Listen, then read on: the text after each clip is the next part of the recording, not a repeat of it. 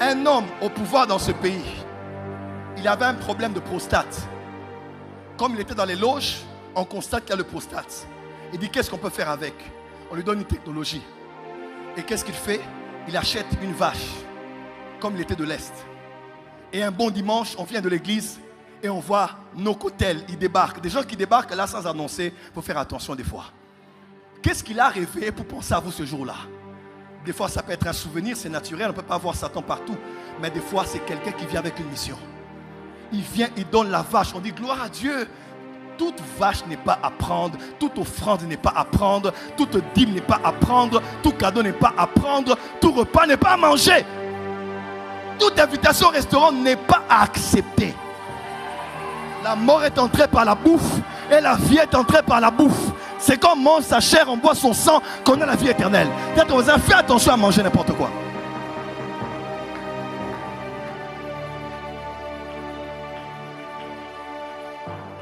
L'oncle prend la vache, mais de la technologie, il met sa prostate dans la vache.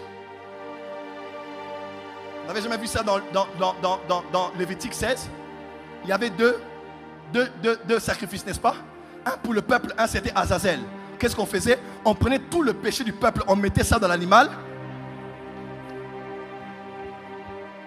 Parce qu'un animal peut contenir des énergies négatives.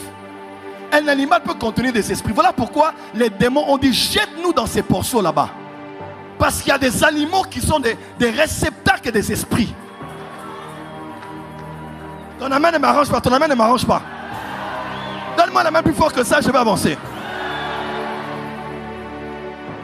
Ils prirent la vache, ils mangèrent la vache. Et quelques 6 mois après, le papa de la famille a eu la prostate. Pourquoi? Parce que la prostate avait été transférée. Et qu'est-ce qu'il fallait faire? Il fallait que le papa trouve un papa en bonne santé. Lui, il est malade, un papa en bonne santé. Comment prendre sa bonne santé? Et lui, il prend ma prostate. Est-ce que vous savez que la substitution existe dans le monde spirituel? Ésaïe 53, n'est-ce pas? Qu'est-ce que Jésus a fait? C'est de nos péchés. Non, il sait. Le châtiment qui nous donne la paix est tombé. C'est par ces maîtres sûrs que nous sommes. Quelqu'un d'autre peut vivre ta souffrance à ta place. Quelqu'un d'autre peut vivre ton bonheur à ta place. Beaucoup de gens ici, quelqu'un d'autre vit la vie que tu aurais vécue. Quelqu'un d'autre a le poste qui était sans savoir. Quelqu'un d'autre a épousé quelqu'un qui était sans épouser. Pourquoi? On a fait des échanges et des transactions que tu n'as même pas vu venir. Le papa a pris la prostate, lui il a pris la santé. Et vous allez voir comme ça, un papa qui a la prostate, il tombe malade.